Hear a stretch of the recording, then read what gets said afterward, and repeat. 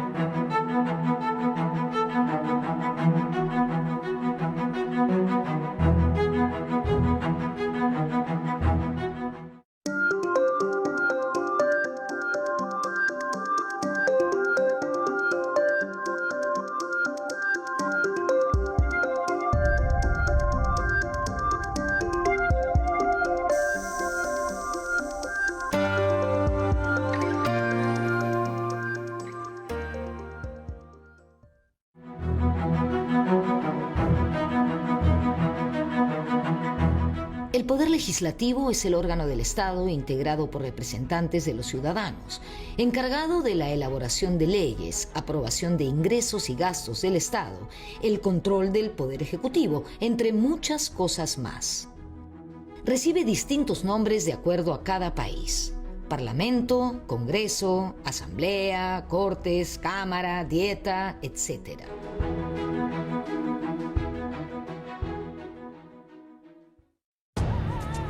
En los orígenes de la humanidad, los grupos de cazadores y recolectores eran fundamentalmente igualitarios, no existían las jerarquías. Con el desarrollo de las tribus, se instituyó la figura del jefe. Aquí podemos encontrar los antecedentes más remotos de los actuales parlamentos.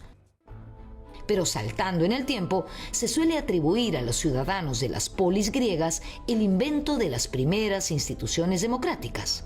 En primer lugar, la Asamblea, que reunía a todos los ciudadanos libres, y por otro lado, el Consejo, formado por 500 personas elegidas por sorteo. Fue en la Edad Media donde empezó a llamarse Parlamento a la reunión de nobles, ciudadanos y miembros del clero convocados por los reyes. En la Edad Media tenemos una sociedad basada en corporaciones, ¿sí? Y entonces cada sector, sea económico o social, tenía su propia agrupación, su propio corpus, y de estas elegían sus autoridades. Pero si queremos encontrar los orígenes del parlamentarismo del cual somos herederos, tenemos que referirnos primero a 3 países: Inglaterra, Francia y Estados Unidos.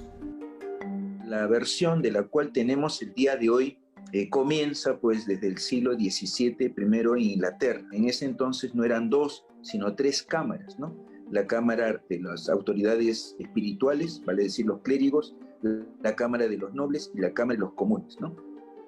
De las 3 cámaras se reduzcan primero a 2 y progresivamente el poder que tenía el rey se va a ver disminuido y más bien será el Parlamento el cada vez comienza a liderar el esquema político.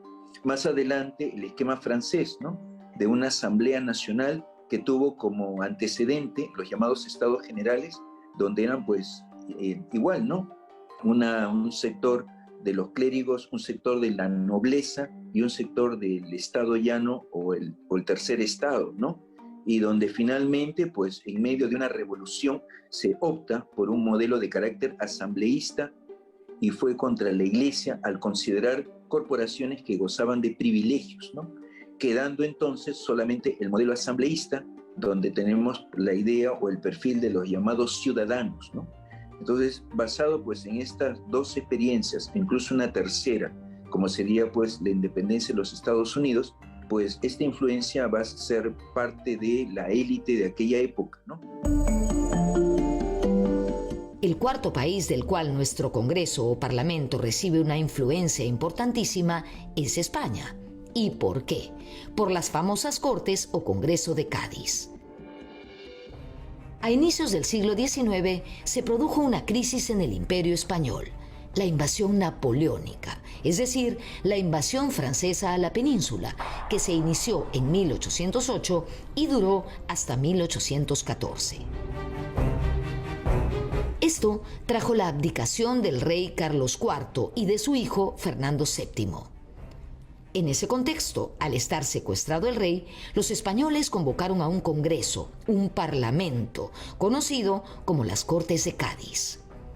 Ese congreso estuvo conformado no solo por españoles peninsulares, sino también por americanos y, por supuesto, por peruanos. Esas cortes promulgaron una constitución, la Constitución de Cádiz de 1812, que sirvió para España y para todas las colonias de Hispanoamérica. Las Cortes de Cádiz tuvieron una gran influencia en las primeras constituciones y, por ende, en los primeros congresos del Perú independiente.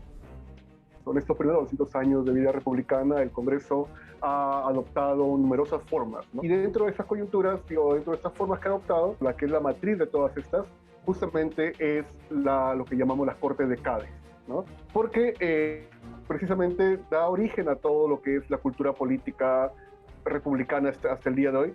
Uno de los elementos importantes que va a heredar las Cortes de Cádiz al sistema político peruano del siglo XIX va a ser el sistema electoral, ¿no? No es como ahora uno directamente va a su casa, vota y después vuelve a su casa, y no, más bien lo que ocurre es que era un sistema escalonado, era un sistema lo que se llama un sistema de votación indirecto. Votaba la gente en sus distritos, lo que se llamaban las parroquias, porque las parroquias eran el centro de la vida política, social, digamos, y religiosa del país, y después de un par de meses, esos representantes votaban dentro de lo que se llaman colegios electorales de carácter provincial, que eran los que después los votos iban al Congreso y ahí se elegía el presidente de la República. Ahora que tenemos clara la importancia y la influencia de las Cortes o el Congreso de Cádiz dentro de nuestro proceso político, hablemos del Perú republicano.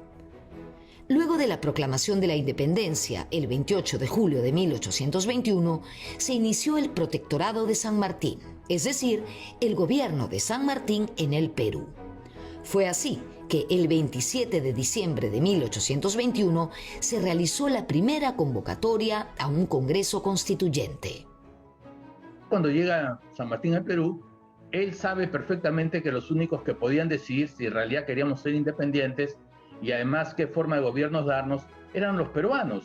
Entonces San Martín el 27 de diciembre de 1821 convoca elecciones a que los pueblos eligen libremente a sus representantes.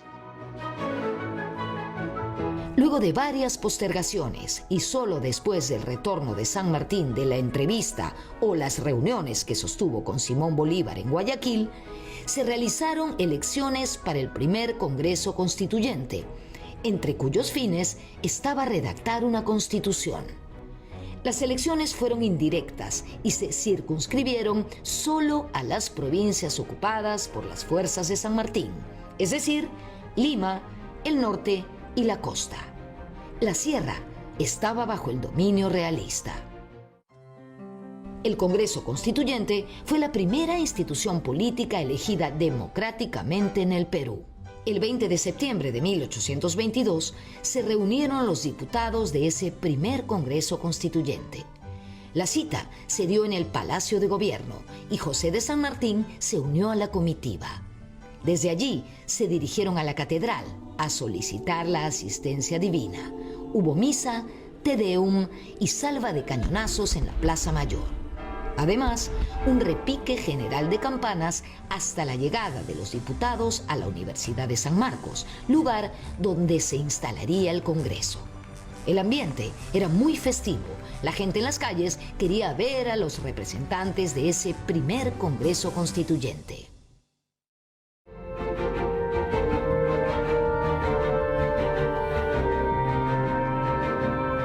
El primer Congreso Constituyente se instaló en la Capilla de San Marcos, que se ubicaba aquí donde hoy está el Palacio Legislativo. Al son de las notas del himno nacional hicieron su ingreso las autoridades invitadas al evento. Ese día, San Martín renunció al protectorado. Es decir, fue un evento importantísimo. ¿Por qué? Porque se daba por concluida la etapa del protectorado, ¿no? El gobierno provisional de un extranjero, y el poder pasaba a estar en manos de los peruanos. Es decir, los propios peruanos a partir de ese momento iban a decidir el destino de la naciente república. Cuando San Martín convoca a las elecciones, los pueblos eligen a sus representantes. Ellos se reúnen en el local de la Capilla de San Marcos, bajo el patronazgo de la Virgen Santísima, que era la patrona de la capilla, que nace el naciente, o que se establece el Congreso Constituyente. Escogieron la capilla de la vieja Universidad San Martina, en gran parte también porque muchos de ellos habían sido alumnos de San Marcos. ¿Qué es lo primero que tiene que hacer el Congreso Constituyente? Una mesa transitoria. ¿Quién la preside? Un provinciano, Toribio Rodríguez de Mendoza, sacerdote y abogado. ¿Y quién actúa como secretario? Otro ilustre provinciano, José Faustino Sánchez Carrión, natural de Huamachuco. Y ellos hacen, bueno, sería un equivalente a nuestras juntas preparatorias modernas del Congreso. Y ellos hacen una elección y sale elegido, por último, otro provinciano como presidente del Congreso. Y el primer presidente del Congreso fue el sacerdote y abogado, y además uno de los principales ideólogos también de la independencia del Perú, ¿no? Francisco Javier de Luna Pizarro. Javier Luna Pizarro es una figura importante porque lo vemos en los congresos constituyentes, ¿no? Lo vemos en el 23, lo vemos en el 28, lo vemos en el 34, ¿no? Entonces es un referente obligado, ¿no? Si quieres saber más, no te muevas, ya regresamos.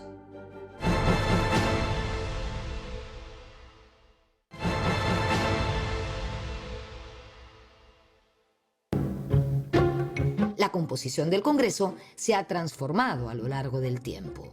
En este primer Congreso, la mayoría eran abogados y sacerdotes. Hubo también militares, mineros, hacendados y comerciantes. Conforme se desplaza el siglo XIX, vamos, por ejemplo, viendo profesores, ¿no? Profesores universitarios, profesores de colegio, ingenieros. Luego seguimos la ruta, ¿no?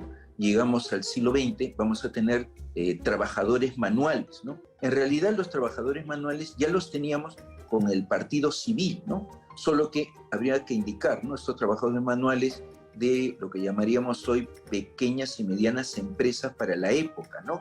Indudablemente todos ellos letrados, porque es importante también admitir este requisito. Y tenemos el caso, por ejemplo, de representantes del interior del país que al momento de asistir a la instalación del Congreso, el Congreso les pagaba el llamado leguaje, es decir, por tantas leguas vengo de mi lugar de origen, el Congreso me reembolsa. Y además el Congreso financia mi estadía, ¿no? Porque todos ellos luego tenían que regresar a su lugar de origen, ¿no? Hoy en día, los religiosos no pueden votar ni ser elegidos. Tampoco los militares. Ellos sí pueden votar, pero no ser elegidos. La Constitución del 33 prohíbe a los religiosos y prohíbe a los militares en ejercicio, en actividad, ejercer política, ¿no? Sin embargo, en los años 90 hemos tenido pues representación de otros sectores que no son católicos, ¿no? Por ejemplo, del FREPAP, ¿no? Entonces, del FREPAP tuvimos también con el ex pastor Lai, la iglesia evangélica, ¿no? Entonces, como se dice en el derecho, ante un mismo hecho, un mismo derecho. Si a los católicos se les prohibió ejercer la política desde el 33, no habría razón para que el día de hoy también los religiosos pudieran eventualmente reincorporarse al seno congresal, ya que tenemos también de otras fe o de otras creencias participando en política, ¿no? Según nuestro ilustre historiador de la República, Jorge Basadre, la historia de la República del Perú se inicia el 20 de septiembre de 1822, con la instalación del Congreso Constituyente. El Congreso aprueba una norma, un decreto, que literalmente dice que la soberanía reside en la nación y su ejercicio en el Congreso que legítimamente la representa. Es lo que dice el decreto, la idea esencial.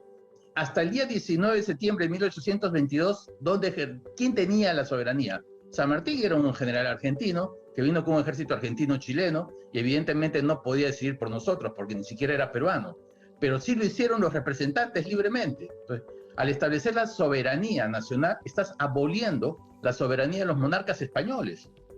Por eso es que a los congresistas, a los miembros del primer Congreso Constituyente, se les solía denominar padres de la patria. Y a raíz de eso es que hasta nuestros días a los congresistas se les denomina padres de la patria por los orígenes del Estado peruano. ¿Y cuál sería la partida de nacimiento de ese Estado? La primera Constitución, evidentemente, ¿no? En la Comunidad de Naciones, nuestra primera Constitución sería nuestra partida de nacimiento, la forma, digamos, de organizar el Estado peruano, la Constitución aprobada por el primer Congreso Constituyente el 12 de noviembre de 1823. En esos momentos, en los orígenes del Estado peruano, el Congreso asumió transitoriamente el ejercicio del Poder Ejecutivo. Para ello, designó una comisión denominada Junta Gubernativa del Perú, compuesta por 3 de sus miembros, José de la Mar, Felipe Antonio Alvarado y Manuel Salazar Ibaquijano. El gran mariscal José de la Mar es el elegido presidente de aquella comisión, ¿no? Pero en realidad era una comisión del Congreso, tal como las comisiones modernas. Es el Congreso el que administra el Poder Ejecutivo a través de la Junta Gubernativa de Gobierno, ¿no? Entonces, integrada también por Salazar, ¿no?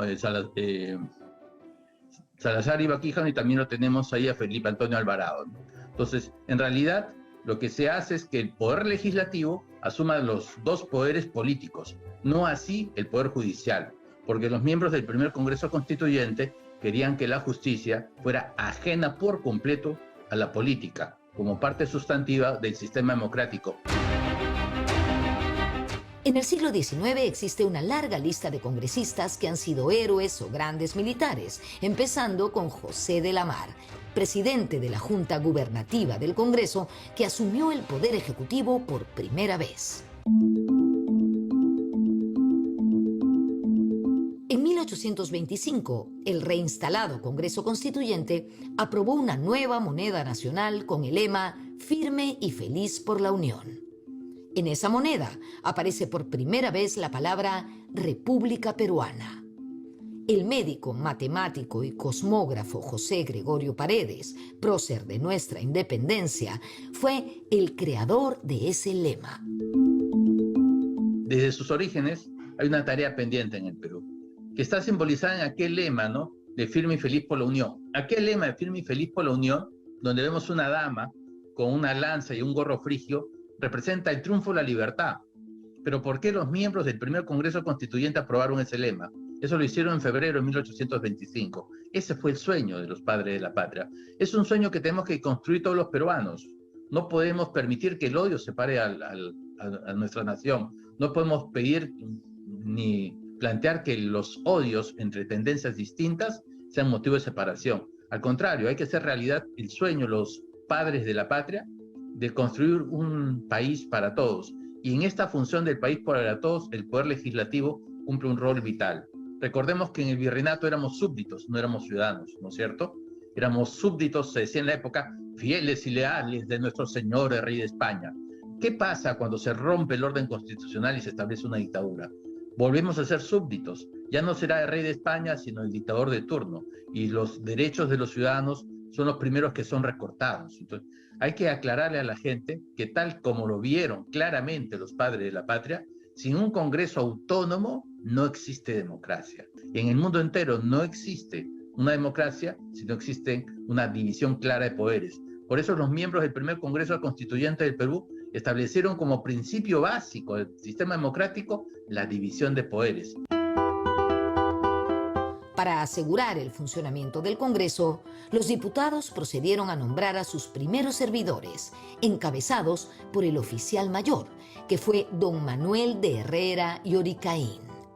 El oficial mayor ha sido, desde los primeros días de la existencia del Parlamento peruano, el funcionario técnico no político de mayor jerarquía hasta el día de hoy. Es como la memoria viviente de la institución. Es la que les enseña, por ejemplo, hoy en día que nuestros parlamentarios son nuevos en general, ¿no? Entonces, ¿de dónde aprenden? Del sistema de soporte desde la asesoría parlamentaria, ¿no? Pero en la época de la independencia se inicia con Herrera y Oricaín, ¿no? Es el primer oficial mayor que tuvimos. En enero de 1881, durante la invasión de Lima, en medio de la guerra con Chile, el oficial mayor del Congreso, José María Hernando, se convirtió en héroe en las batallas por la defensa de la capital.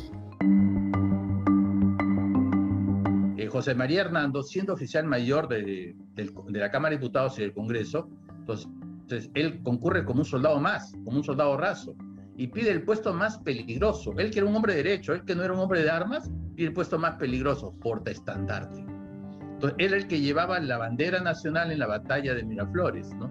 Y es ahí donde muere heroicamente y da la vida por la patria.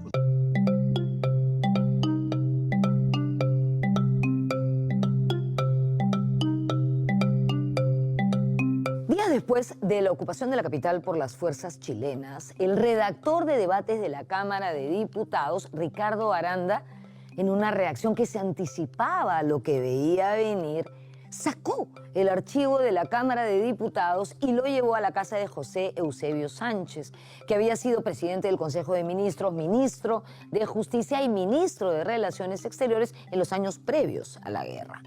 De esta manera, Ricardo Aranda salvó el archivo de la Cámara de Diputados durante la ocupación chilena. Durante esa ocupación, también se formaron 4 asambleas legislativas, encabezadas por los presidentes que tuvimos en esos tiempos, varios de ellos en el mismo periodo. La primera fue la Asamblea Legislativa de Chorrillos, convocada por el presidente cautivo Francisco García Calderón en junio de 1881. Y al mes siguiente, la Asamblea Legislativa de Ayacucho, convocada por el dictador Nicolás de Piérola. Luego, la de Cajamarca, convocada por Miguel Iglesias en diciembre de 1882. Y finalmente, la Asamblea Legislativa de Arequipa, convocada por Lizardo Montero entre abril y julio de 1883. No se muevan, volvemos pronto para seguir hablando de historia.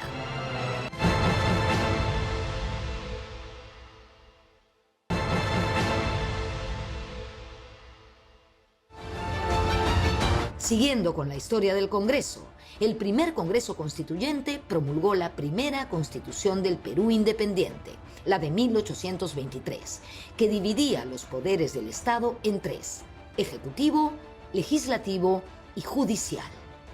Ese primer Congreso fue unicameral, es decir, de una sola cámara, tomando como referencia el modelo de Cádiz. Luego, la tradición de nuestro Congreso ha sido casi siempre bicameral, 2 cámaras, senadores y diputados, salvo en algunos casos, como el actual, que desde 1993 hasta el día de hoy tenemos solo una cámara. Y en 1826, la Constitución establecida por Simón Bolívar, que dividía al Congreso en 3 cámaras: tribunos, senadores y censores. El modelo bolivariano es interesante porque desglosa del que es presidente de la República, que dicho sea de paso era vitalicio, y para tener un balance de poder tendremos pues la Cámara de los Censores, que también será vitalicia, ¿no?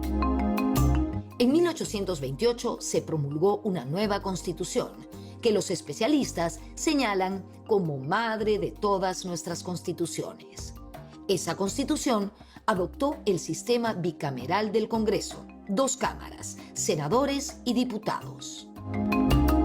La Constitución de 1828 establece la organización bicameral del Congreso de la República, siguiendo también, para qué hay que decirlo, el modelo británico, el modelo estadounidense. Bueno, en ese momento la Cámara de Diputados funcionará en el local sanmarquino, por lo cual a la Universidad de San Marcos le pagaba un alquiler, mientras que la Cámara de Senadores funcionaría en el antiguo local de la Inquisición.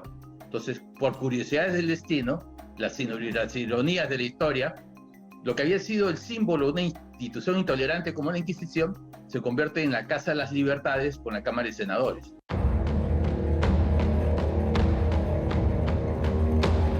Desde 1822, en que se convocó al primer Congreso Constituyente, hasta 1895, los procesos electorales eran muy informales, por decirlo menos. La lucha se daba en las calles, donde se desataban verdaderas batallas campales por el control de las mesas de sufragio.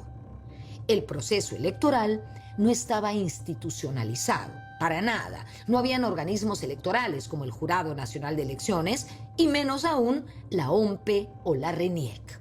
Al final, todo se definía en el Congreso.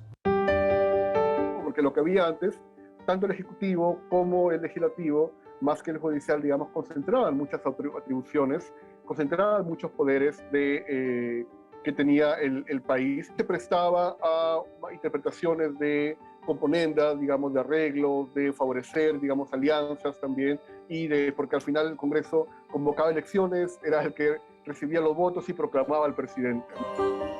En realidad todo el Congreso del siglo XIX fue muy esporádico, ¿no? Vivimos una democracia epiléptica, ¿no? Digamos, cada gobierno duró un año, fueron permanentes golpes militares entre 1821 y 1845, había congreso de vez en cuando, ¿no? Pero, o sea, cada elección era para legitimar el golpe, ¿no? Hasta el 45. Después ya hubo una cosa seria, más o menos los civiles pelearon a los militares por tomar el gobierno, por reformar el ejército, en fin, hasta que llegó el presidente Pardo, ¿no? Pero, digamos, en el ínterim había elecciones también y había debates interesantes, ¿no? Las primeras constituciones y leyes electorales no permitieron el voto de los analfabetos. Sin embargo, en la década de 1840 surgió una gran generación de políticos liberales que puso en agenda ese y otros temas. Por ello, en 1849 se produjo uno de los debates más interesantes e importantes en la historia del Congreso, el sostenido entre Bartolomé Herrera, que se oponía a ese voto, y Pedro Gálvez, quien lo defendía. Más tarde, la Constitución Liberal de 1856 fortaleció el poder legislativo en detrimento del Ejecutivo, generando un conflicto de poderes, conflicto que hoy ha cobrado plena vigencia. Hasta la Constitución de 1839, el presidente de la República era el único que podía invitar, nombrar y destituir ministros, porque es el modelo, pues, republicano, ¿no? No había mayor participación del Congreso, salvo, pues, la fiscalización. Sin embargo, los liberales doctrinarios, donde está Domingo Elías, los hermanos Gálvez, entre otros, deciden, pues, plasmar en la Convención Nacional de 1855 la posibilidad que sea el Congreso el que va a instituir los mecanismos parlamentarios que hoy entendemos, hoy vemos, ¿no? Por un lado, la interpelación, es decir, convocar a un ministro para que exponga referido, pues, a su despacho, y por el otro lado, la censura, ¿no? Que estamos hablando, pues, lo que se va a implementar del 50 y del 60 en adelante, ¿no? La Constitución de la Convención de 1854-55, que han sido a veces tan progresistas, tan de avanzada, que tuvieron que ser cerradas por sectores conservadores en 1860, con otra Constitución. Esa élite del 45, liberal, quiso construir un Estado, ¿no? Tener presupuesto, reformar el ejército, que haya un monopolio de la violencia, pero fracasó, ¿no? Pero peleó peleó, que es importante, y lo logró con más o menos con Manuel Pardo hacia 1872, ¿no? Eran congresos interesantes. También el 60, el debate entre Herrera nuevamente y los Gálvez. El 56 mismo, ¿no? En la Asamblea Constituyente del 56, entre liberales y conservadores, donde ya estuvo José Gálvez con Herrera. Herrera fue el personaje conservador del siglo XIX, ¿no? Y los liberales fueron cambiando, pero él estaba siempre a la cabeza de los conservadores, ¿no? Otro de los parlamentarios ilustres de esa época y héroe de la patria fue José Gálvez Egusquiza, perteneciente a esa notable generación de liberales de mediados del siglo XIX. Era uno de los que más había planteado la abolición de la esclavitud, e influyó él y la gente de su partido, de su tendencia política, influyeron en el mariscal Castilla para aquellas aboliciones que dio, tanto de la esclavitud de los afrodescendientes como también de la contribución de indígenas. Fue 7 veces presidente del Congreso de la República antes de inmortalizarse en el combate del Callao el 2 de mayo de 1866 en la Torre de la Merced en defensa de la patria, en su condición de ministro en aquel momento.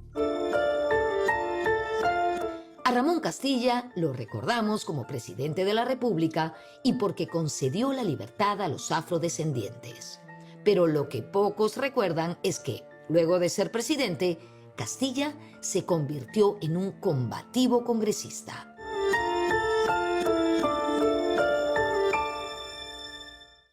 En 1864, Ramón Castilla fue elegido senador por Tarapacá y también presidente del Senado Nacional. En ese contexto se desarrolló el conflicto con España que derivaría en el combate del 2 de mayo de 1866. Por entonces, gobernaba el país Juan Antonio Pezet, quien acudió al Parlamento a dar un mensaje a la representación nacional. Castilla respondió a ese mensaje con un discurso en el que le exigía cuentas al presidente por lo hecho contra la escuadra española que había ocupado nuestras islas guaneras. Para Castilla, la única alternativa era la guerra. Más tarde se clausuró el Congreso y el Ejecutivo, sin consulta, firmó el Tratado Vivanco-Pareja que atentaba contra los intereses nacionales. Castilla, raudo y veloz, se fue a Palacio de Gobierno a entrevistarse con Pezet. Y Pezet mandó a apresar a Castilla, a pesar de su avanzada edad, de su frágil estado de salud y de que era presidente del Senado. La Comisión Permanente del Congreso protestó contra este atropello al fuero parlamentario y exigió su inmediata liberación. El pueblo también apoyó a Castilla, pero Pezet no cedió ni un milímetro. A fines de febrero de 1865, Ramón Castilla, enfermo de pulmonía, partió al exilio en Gibraltar. Y esa fue la razón por la que no participó en el combate del 2 de mayo de 1866, porque de haber estado en Perú, seguro que hubiese sido de los primeros en alistarse. El Congreso no siempre ha sesionado en Lima. En 1823, en plena Guerra de Independencia y cuando existía una crisis política en el naciente Estado peruano por la llegada de Simón Bolívar, el Congreso separó de la presidencia a José de la Riva Agüero, quien hizo caso omiso a esa destitución y se trasladó hasta Trujillo con parte del aparato estatal y un grupo de diputados. Desde allí disolvió el Congreso de Lima y formó un nuevo Congreso en Trujillo. Mientras tanto, en la capital se formó otro Congreso que eligió presidente a Torre Tagle. Ese Congreso de Lima declaró a Riva Agüero reo de alta traición. Y en 1839, luego de la disolución de la Confederación Perú-Boliviana, el presidente Agustín Gamarra convocó a un congreso en la ciudad de Huancayo. ¿Por qué en Huancayo? Porque Lima aún estaba ocupada por las tropas chilenas opuestas a la Confederación. Ese Congreso ratificó a Gamarra como presidente provisorio y promulgó la Constitución de 1839. El Congreso, lo que decía al inicio, adopta muchas formas, ¿no? A veces ha sido unicameral, a veces ha sido bicameral, en algunas ocasiones ha compartido el poder de representación con asambleas o convenciones constituyentes, o también ha habido periodos donde no existió, o sea, porque fue cerrado, o en todo caso no siempre sesionó, por ejemplo, en Lima, sesionó a veces en región también, o a veces los representantes sesionaban fuera de la capital.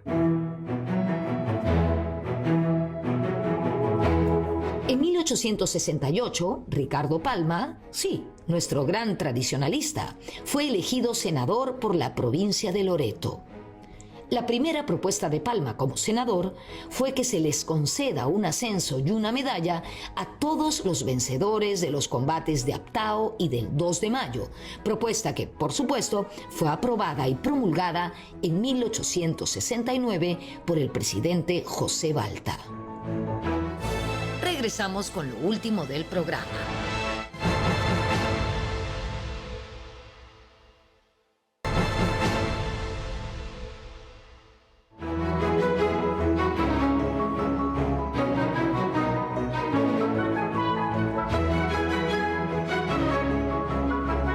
Nos hemos referido a varios parlamentarios ilustres del siglo XIX, pero ahora queremos hablar de dos específicamente.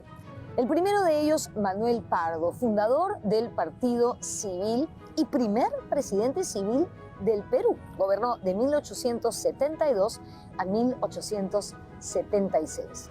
En 1878, Pardo fue elegido senador por Junín y además presidente de esa Cámara, es decir, presidente de la Cámara de Senadores. Cuando no tenía ni un mes en el cargo, o sea, con el cargo recién asumido, Pardo fue asesinado de un tiro en la espalda por un sargento enardecido por un asunto de ascensos. Al parecer, Pardo quería hacer una reforma en ese sentido. Ese crimen ocurrió en lo que era la Cámara de Senadores, en donde quedaba la Cámara de Senadores, que hoy es ese edificio, el Museo del Congreso y de la Inquisición. Para ser específica, de hecho, ocurrió en lo que hoy se conoce como la Sala de Audiencias del Museo del Congreso y la Inquisición.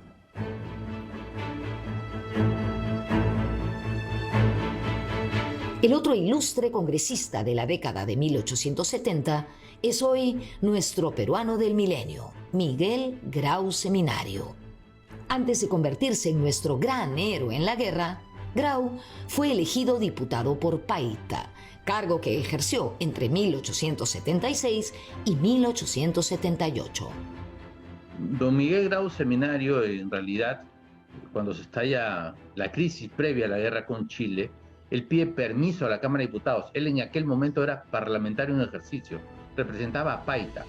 Él pide permiso a la Cámara de Diputados para acudir a la defensa de la patria e inmortalizarse en el Monitor. Pero antes, como parlamentario, él planteó un proyecto de ley la reducción del sueldo de los parlamentarios. Por ejemplo, en un proyecto de norma, digamos, que lo pinta de cuerpo entero a don Miguel Grau como él era, ¿no? Con muchos hijos, con una casa alquilada, un sueldo limitado, que era el menor que ganaba en la Marina Mercante Británica. A pesar de todo eso, él daba el ejemplo en su vida personal. Y otros proyectos de ley, sobre todo vinculados a la temática de la Marina de Guerra del Perú, la Armada Peruana, así como a la defensa nacional, que quiso él que fuera potenciada antes del estallido del conflicto y de la guerra con Chile.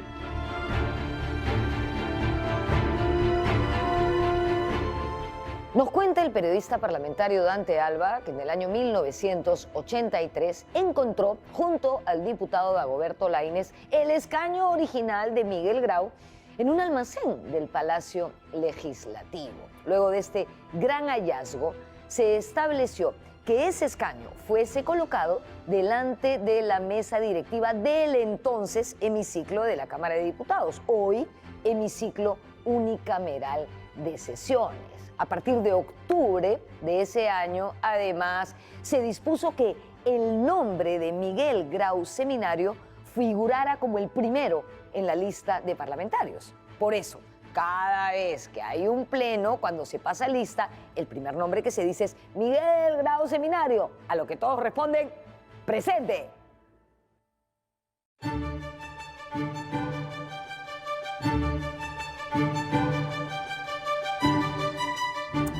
vamos a hablar del local del Congreso, pero antes de eso vamos a hablar de dónde está ubicado. Como pueden ver, está frente a esta plaza. Esta plaza fue importantísima en la Lima antigua, en la Lima virreinal, y su nombre cambió un montón a lo largo del tiempo. A ver, en el siglo XVI se conocía como Plaza del Estanque porque cerca de aquí había un estanque. Luego su nombre cambió a Plaza de la Caridad porque cerca había una iglesia, Santa María de la Caridad. En 1577 se instaló aquí la Universidad de San Marcos y entonces la gente empezó a llamarle Plaza de la Universidad. A fines del siglo XVI, la Inquisición se ubicó aquí y por lo tanto se empezó a conocer ese lugar como Plaza de la Inquisición. En 1822, durante el Congreso Constituyente, Bernardo de Monteagudo, principal asesor de San Martín, mediante decreto supremo, rebautizó la plaza y le puso Plaza de la Constitución. Después llegó este monumento a Bolívar y por lo tanto hoy la gente la conoce como Plaza Bolívar.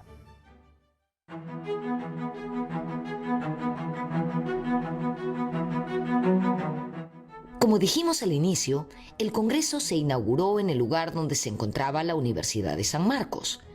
En este local se hallaba la antigua Cámara de Diputados y al frente, donde ahora está el Museo de la Inquisición, estaba la Cámara de Senadores. La arquitectura del actual local se empezó a construir a inicios del siglo XX. Finalmente el local del Congreso se comenzó a construir a partir de 1908, ¿no? Y cuando el Congreso, la Cámara de Diputados, la que funcionaba en este inmueble, tuvo que trasladarse a otro inmueble, que era el Palacio de la Exposición. Y ahí estuvo funcionando la Cámara de Diputados, no así el Senado, que seguía funcionando en el local de la Inquisición. El local del Congreso se hace por etapas, por las crisis económicas o indecisiones políticas, pero se construye la mayor parte del mismo en la época de Leguía, bajo también la iniciativa de Foción Mariatti, que era el presidente de la Cámara de Diputados. Fue el presidente de la Cámara de Diputados 6 años, me parece, si mal no recuerdo, durante el oncenio. Luego de la guerra con Chile, vino el periodo conocido como la Reconstrucción Nacional. En esa etapa, el presidente Andrés Avelino Cáceres firmó el controvertido Contrato Grace. Pero la mayoría del Parlamento estaba en contra de esa firma. Entonces, lo que hizo Cáceres fue cerrar el Congreso. Y al final, con nuevo Congreso, se pudo firmar el contrato. Cáceres quería sacar adelante el Contrato Grace, que ponía fin a la cuestión de la deuda externa que heredábamos antes de la guerra del salitre, pero en el Congreso había voces discordantes, de manera que no se conseguía la mayoría necesaria para aprobar el contrato. Y entonces Cáceres recurre, claro, a la censura del Congreso, a la disolución del Congreso, para que nuevas elecciones convoquen a un Congreso que le sea favorable. En 1896, el presidente Nicolás de Piérola cambió todo el mapa electoral que existía hasta ese momento. Piérola estableció una ley electoral que decretaba que el sufragio sería directo, ya no indirecto, como había sido antes, y que solo podrían votar los hombres que supieran leer y escribir en idioma castellano y fuesen mayores de 21 años. Con esa ley se excluyó a la mayoría de la población que antes votaba. Es decir, fueron elecciones menos democráticas. La participación electoral se redujo a 2% con la reforma electoral de 1896, ¿no? Entonces solamente 2% de los peruanos votaban. En cambio, en el siglo XIX votaban entre 8 y 10%, más o menos, ¿no? O sea, se redujo la participación. Los que no sabían leer e escribir no votaban. Y entonces solamente votaron 2%. Entonces se elegía una élite, ¿no? Una élite, digamos, urbana, pero también se elegía mucho caciquismo rural, ¿no? Porque, bueno, ahí por primera vez fueron las elecciones directas, ¿no? Pero, porque antes todo el siglo XIX fueron indirectas. Entonces, ese congreso era un congreso que era de básicamente elitista, urbano, terratenientes, ¿no? los intelectuales muy destacados, ¿no? Y también de caciques, ¿no?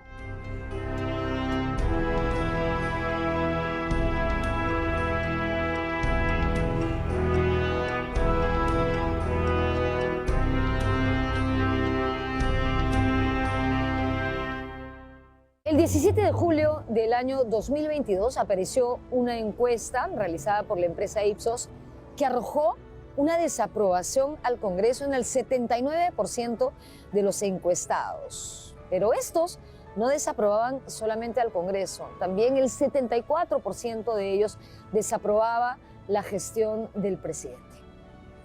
Un presente alarmante que angustia, desilusiona, que asusta, la verdad, pero que no nos impide mirar el pasado para encontrar reservas morales que nos ayuden a vislumbrar un futuro menos pesimista.